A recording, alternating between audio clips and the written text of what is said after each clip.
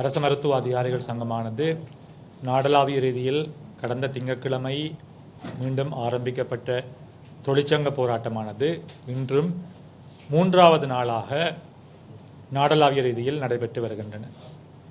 இந்த நிலையிலே எங்களுடைய தொழிற்சங்க போராட்டத்தை எவ்வாறு மேலும் கொண்டு செல்லப் போகின்றோம், எங்களுடைய தொழிற்சங்க போராட்டத்துக்கு தற்பொழுது தீர்வு கிடைக்காத நிலையில் எவ்வாறான விடயங்களை முன்னெடுத்து செல்லப் போகின்றோம் என்ற போன்ற விடயங்களை கலந்துரையாடுவதற்காக இன்றைய தினம் அரச மருத்துவ அதிகாரிகள் சங்கத்தினுடைய மத்திய குழுவானது அரச மருத்துவ அதிகாரிகள் சங்கத்தினுடைய தலைமையகத்திலே கூடியது. இதிலே பிரதானமாக எங்களுடைய நிறைவேற்றுக்குழு, மத்திய குழு, அதே போன்று நாடளாவிய ரீதியில் இருக்கின்ற 126 கிளச்சங்கங்களுடைய பிரதிநிதிகள் கலந்து கொண்டிருந்தார்கள்.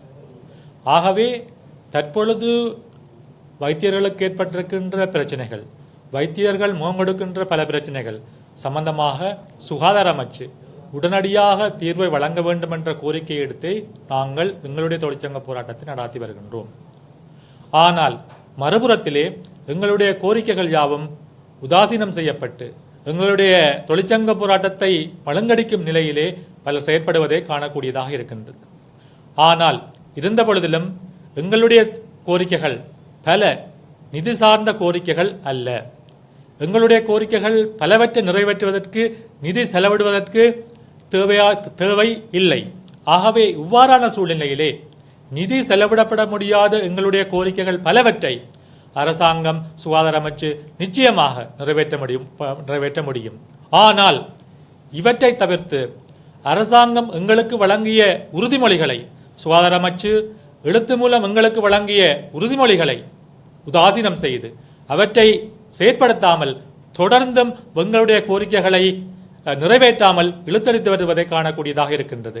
ஆகவே இந்த நிலையிலே இன்று அவசரமாக கூடிய மத்திய குழுவானது இந்த பல தீர்மானங்களை எடுத்திருக்கின்றது. இதிலே பிரதானமாக இந்த தொழிற்சங்க போராட்டத்தை, நாங்கள் தற்காலத்திலே ஆரம்பித்த தொழிற்சங்க போராட்டத்தை தொடர்ச்சியாக மேலும் கொண்டு செல்வதற்கு தீர்மானிக்கப்பட்டிருக்கின்றது. இதிலே பிரதானமாக அரச வைத்தியசாலைகளிலே இல்லாத மருந்துகளை வெளியே வாங்குவதற்கு சிட்டைகளை வழங்காதிருப்ப நாங்கள் முடிவெடுத்திருக்கின்றோம். அதேபோன்று அரச வைத்தியசாலைகளில் செய்ய முடியாத பரிசோதனைகளை வெளியிலே செய்வதற்கான சிட்டையை வழங்காதிருப்பதற்கு தீர்மானித்திருக்கின்றோம். அதேபோன்று அரசியல் காரணங்களுக்காக ஒழுங்கமைப்படுகின்ற மருத்துவ முகாம்களுக்கு வைத்தியர்களை அனுப்பாதிருக்க தீர்மானித்திருக்கின்றோம். அதேபோன்று உரிய ஆளணி பகுப்பாய்வு செய்யப்படாத, உரிய ஆளணி சேர்க்கை இல்லாத வைத்தியசாலைகளிலே புதிய அலகுகளை திறப்பதற்கு நாங்கள் வைத்தியர்களை நியமிக்காதிருக்க முடிவெடுத்திருக்கின்றோம். அதேபோன்று நோயாளர்களை பரிசோதனை செய்யும் பொழுது நோயாளர்களிடம் குணங்குறிகள் சம்பந்தமாக வினாவும் போது நோயாளர்களுடைய அதிஉச்ச ரகசியத்தன்மையை பேணுவதற்கு தீர்மானிக்கிறோம். இதற்கு அதிஉச்ச ரகசியத்தன்மையை பேணுவதற்காக எங்களுக்கு உதவியாளர் தேவை என்பதை கூறியிருக்கின்றோம். ஆகவே உதவியாளர் இன்றி நாங்கள் எங்களுடைய சிகிச்சை முறையை வழங்க முடியாத நிலைக்கு தள்ளப்பட்டிருக்கின்றோம். ஆகவே எங்களுடைய கோரிக்கைகளிலே நன்மைகள் கிடைப்பது நாட்டில் இருக்கின்ற நோயாளர்களுக்கு, நாட்டில் இருக்கின்ற மக்களுக்காக இருக்கின்றது. நீங்கள் பார்த்தீர்கள் சொன்னால் அரச மருத்துவ சாலைகளிலே, அரச வைத்தியசாலைகளிலே மருந்து தட்டுப்பாடு இல்லை என சுகாதார அமைச்சு கூறி வருகின்றது. ஆனால் மறுபுறத்திலே வெளியிலே மருந்துகளை எழுதுவதற்கு நாங்கள் எழுத மாட்டோம் என்று கூறுவதற்கு தடையாக இருக்கின்றது. ஆகவே இதிலே அரசாங்கம் ஒரு பரஸ்பர கருத்துக்களை முன்வைப்பதை காணக்கூடியதாக இருக்கின்றது.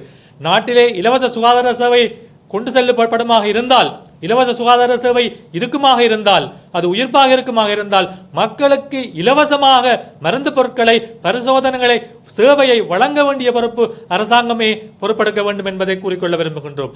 ஆனால் இவற்றை விடுத்து வைத்தியர்களுடைய தொழிற்சங்க போராட்டத்தை மழுங்கடிக்கும் விதத்தில் செயற்படுவதானது எந்த விதத்திலும் ஏற்றுக்கொள்ள முடியாதது என்று இல்லை.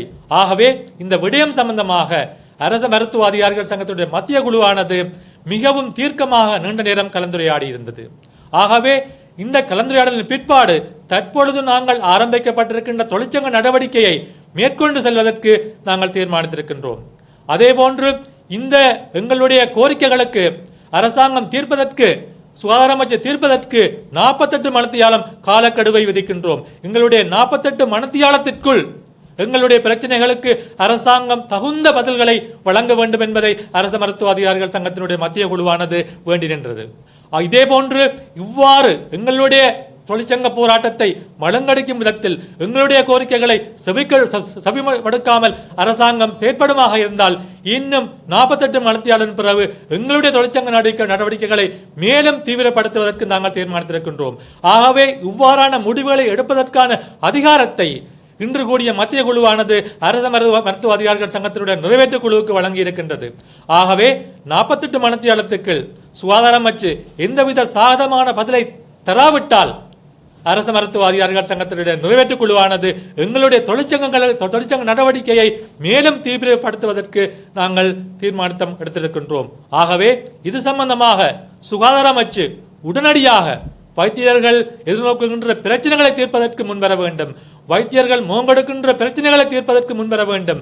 வைத்தியர்கள் இந்த நாட்டிலே தக்கவைப்பதற்கு நடவடிக்கைகளை எடுப்பதற்கு முன்வர வேண்டும் என்ற கோரிக்கையை நாங்கள் விடுத்து நிற்கின்றோம். இதை விடுத்து தொடர்ச்சியாக எங்களுடைய கோரிக்கைகளை புறந்தள்ளி அரசாங்கம் உதாசீனமாக செயற்படுமாக இருந்தால் நிச்சயமாக வருகின்ற 48 மணித்தியாலத்துக்கு பிற்பாடு எங்களுடைய தொழிற்சங்க நடவடிக்கையை நாங்கள் மேலும் தீவிரப்படுத்துவோம் என்பதை கூறிக்கொள்ள விரும்புகின்றோம். நன்றி, வணக்கம். மேலதிக செய்திகளுக்காக எமது யூடியூப் தளத்தை சப்ஸ்கிரைப் செய்யுங்கள்.